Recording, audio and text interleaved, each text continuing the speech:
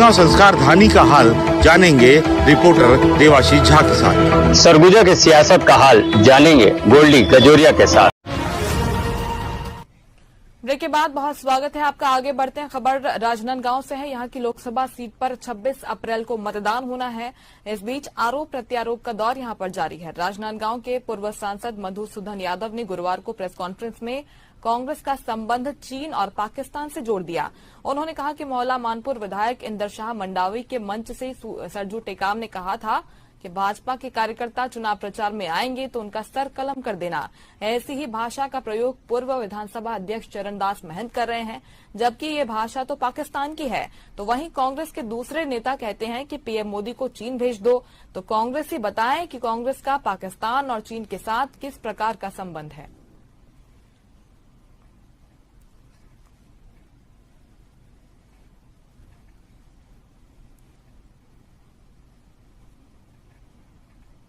तो कांग्रेस को स्पष्ट करना चाहिए।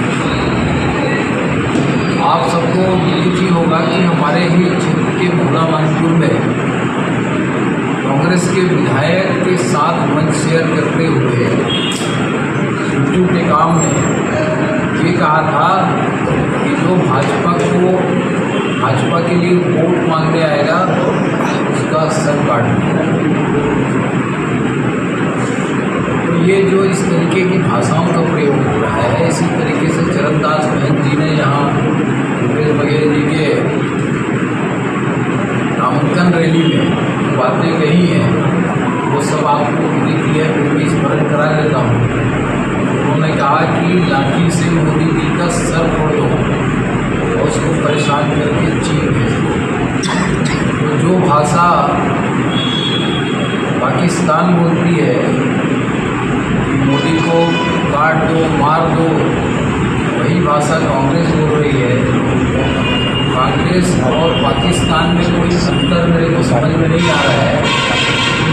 और चीन भेज दो मतलब कांग्रेस को ये भी स्पष्ट करना चाहिए ये चीन क्यों भेजना चाहते हैं मोदी जी।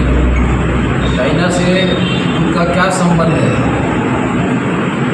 इस तरीके के जो लगातार बयान आ रहे हैं वो लोकतंत्र के लिए अच्छा नहीं है, ना राजनीतिक मूल्यों के आधार पर है।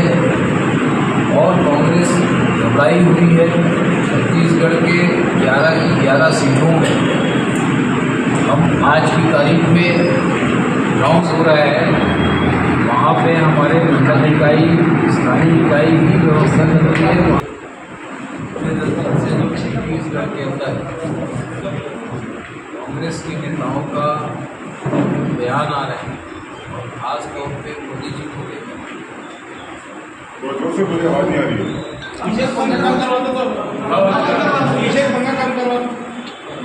इस लोकतांत्रिक देश में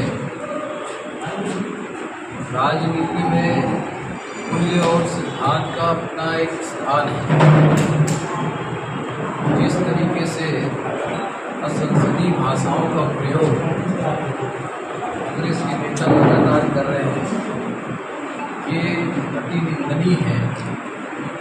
इसी सबसे ताज़ा बयान चलता है कांग्रेस के बस्तर के प्रत्याशी कवासी लखमा जी का। उन्होंने कहा है कि लखमा जीतेगा और मोदी मरेगा।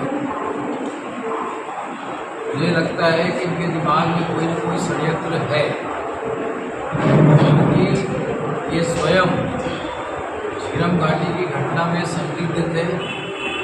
तब के कांग्रेस के अध्यक्ष और बाद के 5 साल के मुख्यमंत्री भूपेश बघेल जी ने ये कहा था कि झीरम घाटी का सबूत मेरे जेब में है। और 5 साल मुख्यमंत्री रहते हुए वो अपने जेब से वो सबूत नहीं निकालते। तो नक्सलियों के साथ उनकी मिली जुली कव्वाली दिख रही है। और कहीं न कहीं मुझे लगता है कि लखमा ने मोदी जी के खिलाफ नक्सलियों के साथ मिलकर के कोई कोशिश देने के बाद भी पूरा 5 साल निकल गया, 1 रुपये नहीं गया। जब ये 500 नहीं दे सकते तो 1 लाख देने की बात बेईमानी है। और पूरे देश के अंदर जिस तरीके की वातावरण है उससे स्पष्ट है कि चाहे किसी भी हालत में देश के अंदर भारतीय जनता पार्टी गठबंधन की सरकार है और इसीलिए ये लोग देश को बर्बाद करने के लिए लगे हुए हैं और बिना सोचे समझे किसी भी तरीके का अपने वादा कर क्योंकि इनको मालूम है उनको तो आना नहीं है, बोलते जाओ बस, बोलने में क्या रखा है।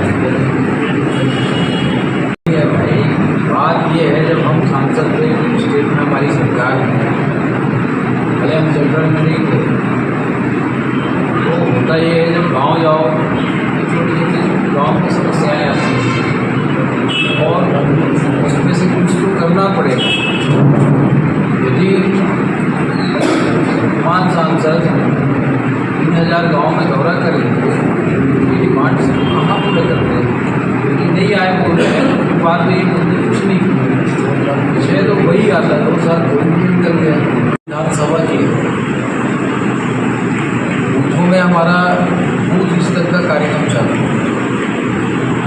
कांग्रेस को कुछ समझ में नहीं आ रहा है कि वो करे क्या, ये फेसबुक के बयान दे करके कोई न कोई षड्यंत्र को अंजाम दे रहे हैं और ये सोचते हैं कि इनके बयान से भारतीय जनता पार्टी डरने वाली है, सिर फोड़ दो, मर जाएंगे, गला काट दो। ऐसे बयान से ना भारतीय जनता पार्टी का कार्यकर्ता डरने वाला है ना भारतीय जनता पार्टी का क्रिकेटर डरने वाला है।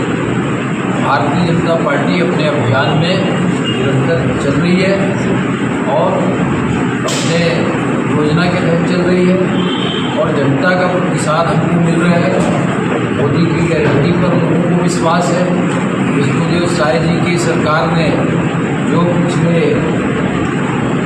3 महीने में ही, चाहे वो किसानों को बोनस देने की बात हो, चाहे 3200 रुपये की कीमत देने की बात हो धान की, चाहे महतारी बंधन योजना को लागू करने की बात हो, चाहे प्रधानमंत्री आवास के लिए राज्यांश सुनिश्चित करने की बात हो, उसके लिए बजट सुनिश्चित करने की बात हो, चाहे प्रधानमंत्री आवास के लिए राज्यांश सुनिश्चित करने की बात हो, उसके लिए बजट सुनिश्चित करने की बात हो,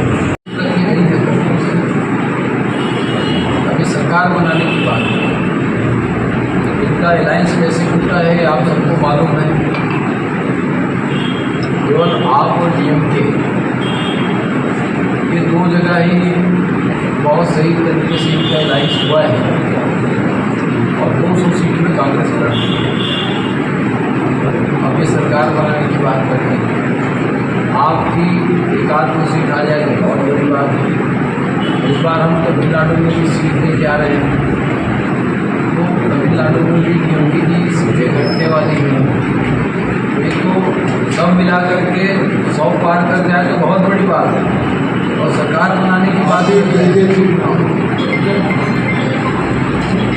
इनकी सरकार बनी नहीं है, इसलिए ये कुछ भी वादा किए जा रहे हैं और इन वायदों से देश का भला नहीं होने वाला है। देश का भला भी और लोगों के जीवन स्तर को उठाने वाला फायदा जो है वो समाज को समझ में आता है, जो भारतीय जनता पार्टी कर रही है। और देश को मोदी जी की गारंटी पर विश्वास है। देश में 100% मोदी जी के नेतृत्व में तीसरी बार भारतीय जनता पार्टी गठबंधन की सरकार बनेगी। ये कुछ भी कर ले, कुछ भी कह ले, ऐसी भाषाओं का हम सबको निंदा भी करनी चाहिए और मैं तो कहूँगा कि आप लोगों को उनका स्थान भी देना चाहिए। अभी ये लोग एक और अलोकतांत्रिक काम कर रहे हैं। ये इनके घोषणा पत्र में है यदि हमारी सरकार तो हम महिलाओं को हर साल 1 लाख रुपए देंगे। उसके लिए गांव-गांव जाके मोहल्ले जाके फॉर्म भराने का काम करते हैं। मैं आप सबको स्मरण दिलाना चाहता हूँ कि इनके पिछले 5 साल पहले वाले घोषणा पत्र आप लोग गूगल सर्च कर लीजिएगा।